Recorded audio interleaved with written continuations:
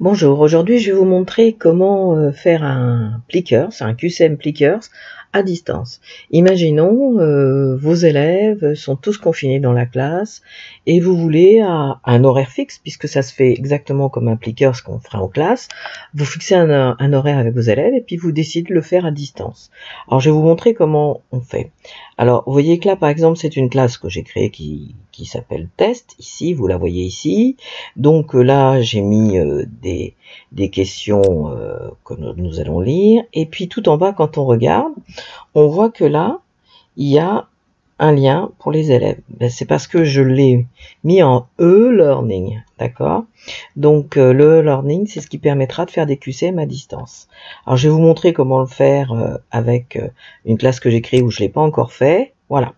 Donc vous voyez, j'arrive sur test 2, très original comme nom, et vous voyez que là il y a des questions, et si je regarde, ben, il y a le nom de mes deux élèves que j'ai créé, j'ai créé une classe tout à fait classique, et là il y a marqué Turn on e-learning for this class. Donc là ça va me permettre de créer ces fameux liens que j'enverrai aux élèves. Donc j'appuie. Alors il me demande si tous les élèves dans la classe ont plus de 13 ans, ont moins de 13 ans, ben, je dis non.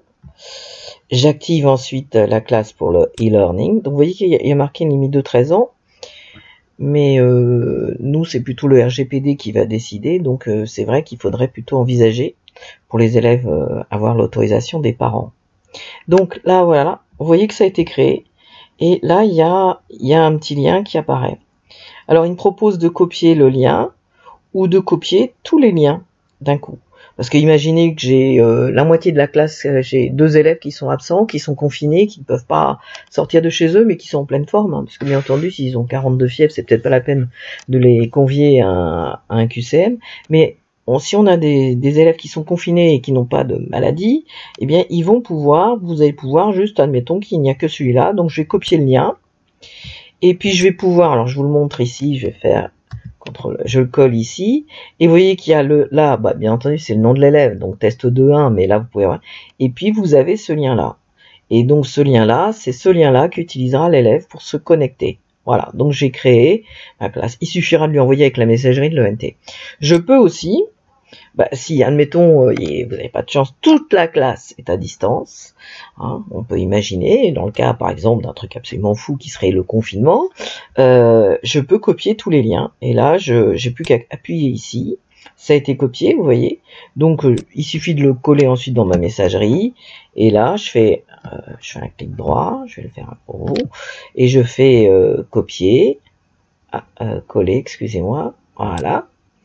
Et là, je vois que j'ai bien mes deux classes. Je fais ça pour recréer le lien. Je me mets à proximité et je fais Enter. Voilà. Donc, vous voyez que là, je peux soit un ou plusieurs. Donc, voilà, maintenant que mes classes sont créées, eh bien, on va maintenant regarder comment ça marche concrètement. Donc, vous voyez que c'est très facile. Alors, je vais aller prendre test 2, par exemple. Voilà.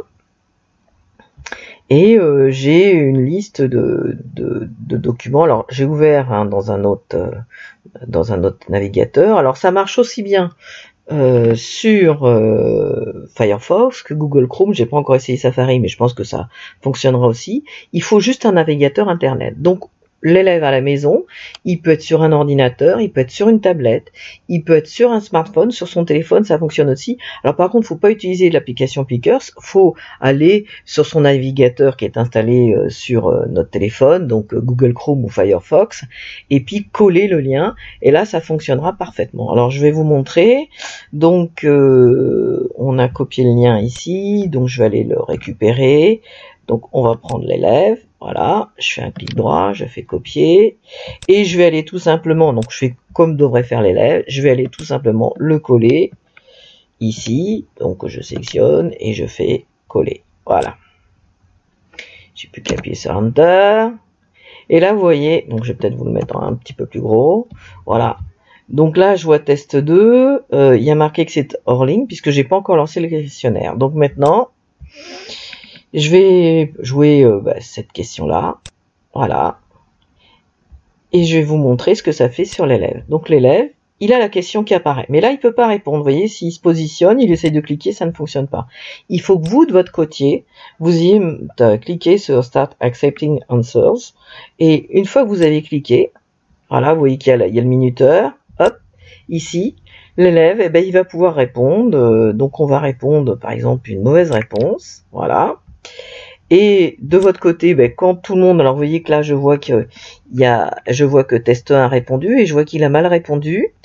Quand je vois que tout le monde a répondu, alors là, il n'y a qu'un seul élève, mais je fais Start. Je peux montrer le graphe aux élèves. Donc, je montre le graphe aux élèves, ce qui fait que l'élève, sur son interface, eh bien, il voit que tout le monde a répondu la même réponse que lui, ce qui est quand même un petit peu inquiétant.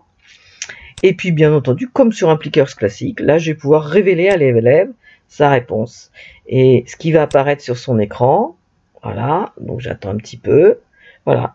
Et là, il me dit que c'est incorrect et il me donne la bonne réponse. Voilà, donc c'est quand même assez facile.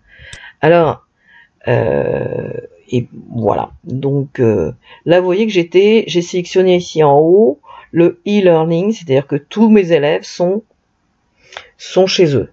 Mais je peux aussi choisir le mode hybride. Voilà. Et là, j'ai une partie des élèves qui sont en classe et j'ai l'autre partie des élèves qui sont à la maison. Alors, par exemple, un élève qui est en cas contact, qui est obligé de rester à la maison, mais qui n'est pas malade, ben, je prends hybride mode et il fera le QCM en même temps que le reste de la classe. Donc, c'est un nouvel outil qui est quand même assez pratique. Et j'aurai les résultats exactement de la même façon. Voilà. Donc, je vous remercie de m'avoir écouté. Je vous souhaite une bonne journée. Au revoir.